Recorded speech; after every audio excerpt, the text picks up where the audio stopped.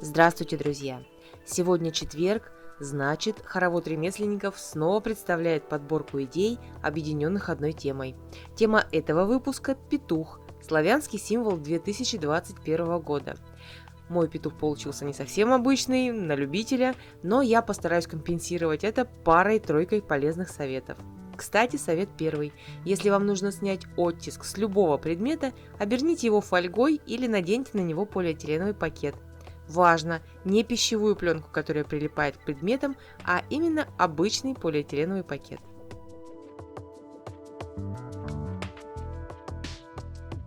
Сразу намечаю линию, по которой в дальнейшем я буду разъединять форму после высыхания. Лучше будет сделать эту линию не идеально прямой. Если в процессе разделения формы где-то отломился кусочек, это не страшно. Не выбрасывайте кусочки, все склеится в процессе сборки. Пользуясь случаем, сообщаю, обещанная видеоподсказка по колористике выйдет уже совсем скоро. С ее помощью вы научитесь сами смешивать нужный цвет, составлять гармоничные сочетания цветов в творческих работах, интерьере и одежде. По работам других авторов можно найти уроки по ссылкам в описании под этим видео, там же информация о проекте «Хоровод ремесленников», где его можно найти и как к нему присоединиться авторам каналов, которые что-то делают своими руками.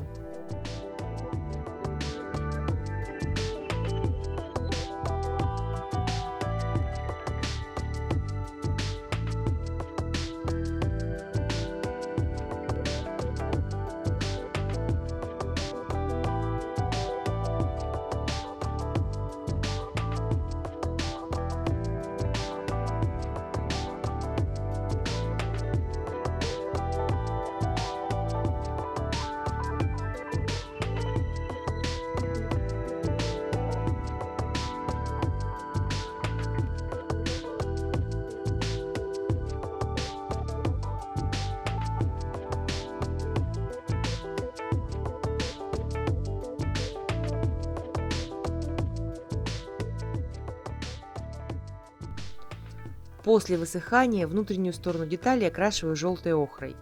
Так свет внутри будет лучше отражаться от стенок и казаться теплее и уютнее. После высыхания краски пропитываю детали силикатным клеем, разбавленным водой в соотношении 1 к 1, если клей густой – 1 к 2. Это очень старый театральный секрет. С давних времен таким составом в театре пропитывали ткани и дерево для декораций, чтобы сделать их устойчивыми к огню. Так я смогу поставить внутрь настоящую свечу в металлической гильзе, например, ароматическую, и мой любопытный помощник не сунет случайно в открытое пламя свои роскошные усы или пушистый хвост. Хорошо просушенные детали собираю с помощью полимерного клея. Можно использовать термопистолет, это быстрее и удобнее, но из-за того же помощника термопистолетом я больше не пользуюсь.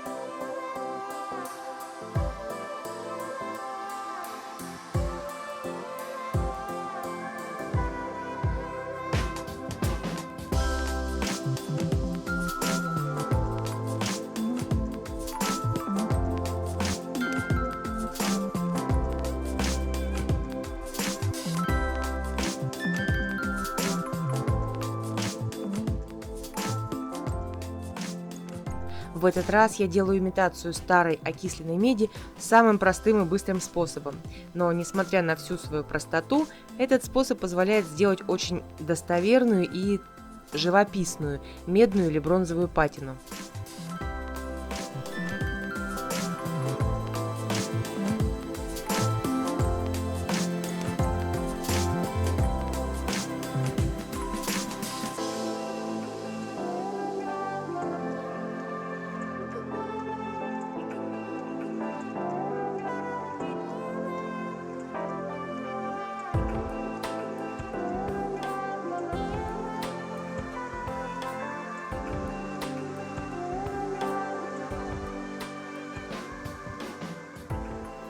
Вам осталось посмотреть готовый результат и идеи других участников хоровода ремесленников. А мне сказать вам всего доброго и до новых встреч в саду с феями.